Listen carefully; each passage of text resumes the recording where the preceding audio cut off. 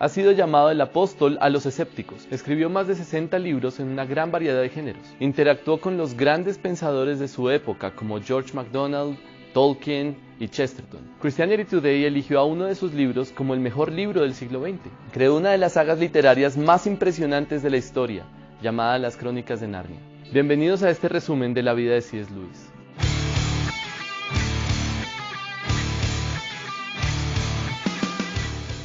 Entre libros y la decepción. Clive Staples Lewis, o C.S. Lewis, nació en 1898 en una familia de protestantes en Belfast, Irlanda. En su casa siempre había muchos libros.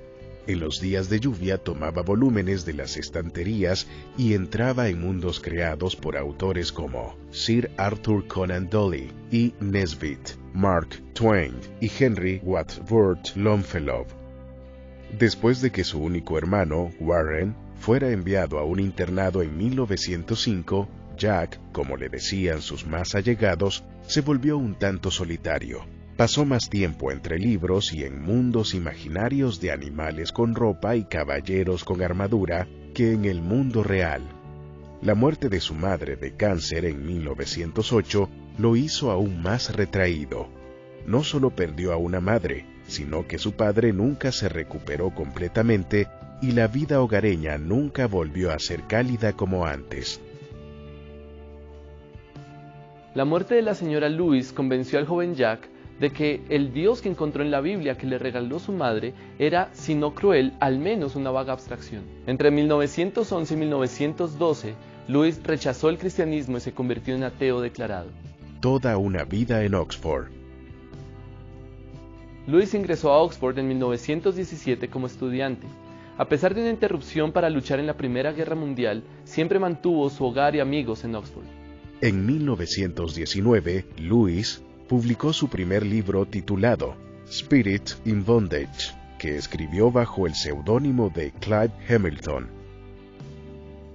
En 1924 se convirtió en tutor de filosofía del University College. Al año siguiente fue elegido como maestro del Magdalen College, donde enseñó inglés y literatura. El despertar espiritual. Lewis disfrutaba mucho de la lectura del autor cristiano George MacDonald. Un volumen, Fantasties, desafió poderosamente su ateísmo. Los libros de G.K. Chesterton funcionaron de la misma manera, especialmente El hombre eterno, que le planteó serias dudas sobre su materialismo. Un amigo cercano, Owen Barfield, también se abalanzó sobre la lógica del ateísmo de Lewis. Barfield se había convertido del ateísmo al teísmo, y finalmente al cristianismo, y con frecuencia hostigaba a Lewis por su materialismo. Lo mismo hizo Neville Cockell, un compañero de estudios brillante y amigo de toda la vida, que para asombro de Lewis era un gran cristiano. Poco después de unirse a la facultad de inglés en Magdalen College, Lewis conoció a dos cristianos más, Hugo Dyson y J.R.R. Tolkien, autor del Señor de los Anillos. Estos hombres se hicieron buenos amigos de Lewis. Pronto Lewis reconoció que la mayoría de sus amigos, al igual que sus autores favoritos, MacDonald, Chesterton, Johnson, Spencer y Milton, también eran cristianos. En 1929, estos caminos se encontraron, y C.S. Lewis se rindió admitiendo que Dios era Dios. En su autobiografía titulada Sorprendido por la alegría, Lewis cuenta que en 1927 era el más convencido de los ateos. Hasta que un día me encontré que las pruebas de la historicidad de los evangelios eran sorprendentemente buenas. La verdad es que nunca tuve la experiencia de buscar a Dios, ya que fue exactamente a la inversa. Él fue el cazador y yo el venado, por lo que hacia la festividad de la Trinidad de 1929 cedí y admití que Dios era Dios, y de rodillas oré.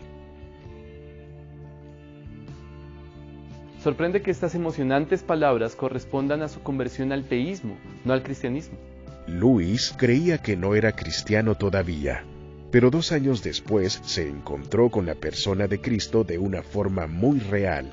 Casi de inmediato, Lewis se dirigió en una nueva dirección, el nuevo cristiano dedicó su talento y energía a escribir prosa que reflejaba su fe. 2 años después de su conversión, Lewis publicó The Pilgrim's Regress. Este pequeño volumen abrió la puerta a 30 años de libros de ficción, apologética cristiana y discipulado. Los 25 libros cristianos de Lewis vendieron millones de copias, incluyendo Cartas del Diablo a su sobrino, Mero Cristianismo, Las Crónicas de Narnia, The Great Divorce y La Abolición del Hombre. Pero aunque sus libros le dieron fama mundial, Lewis siempre fue primero un erudito. Continuó escribiendo historia literaria y crítica, como el libro Literatura Inglesa en el siglo XVI y La Alegoría del Amor, considerado un clásico en su campo. Ataques de amigos. Lewis fue frecuentemente atacado por su estilo de vida cristiana. Incluso amigos cristianos cercanos como Owen Barfield y J.R.R. Tolkien desaprobaban abiertamente el discurso y la escritura evangelística de Lewis. De hecho, los libros cristianos de Lewis causaron tanta desaprobación que en más de una ocasión fue desestimado como profesor en Oxford, y los honores le fueron otorgados a hombres con menor reputación. Fama y fortuna. Predicar sermones, dar charlas y expresar sus puntos de vista teológicos a través de la radio en todo el Reino Unido reforzaron la reputación de Lewis y aumentaron sus ventas de libros. Con estas nuevas circunstancias surgieron otros cambios, entre los que destaca el aumento de los ingresos. Después de vivir una vida llena de limitaciones, ahora que el dinero ya no era un problema, Lewis se negó a mejorar su nivel de vida, y en su lugar estableció un fondo de caridad para sus ganancias de regalías. Apoyó a numerosas familias empobrecidas, pagó las tarifas de educación para huérfanos y seminaristas pobres, e invirtió dinero en decenas de organizaciones benéficas y ministerios de la Iglesia. Hoy C.S. Lewis es considerado como uno de los mayores defensores de la fe cristiana en el siglo XX. De cualquier forma, el legado de C.S. Lewis es muy valioso y vale la pena rescatarlo. ¿Y tú? ¿Qué piensas? ¿Qué libros de C.S. Lewis has leído? ¿Cuál crees que es el legado más importante de este gran intelectual del cristianismo de hoy? Déjanos tus comentarios y suscríbete a nuestro canal para ver más contenido como este.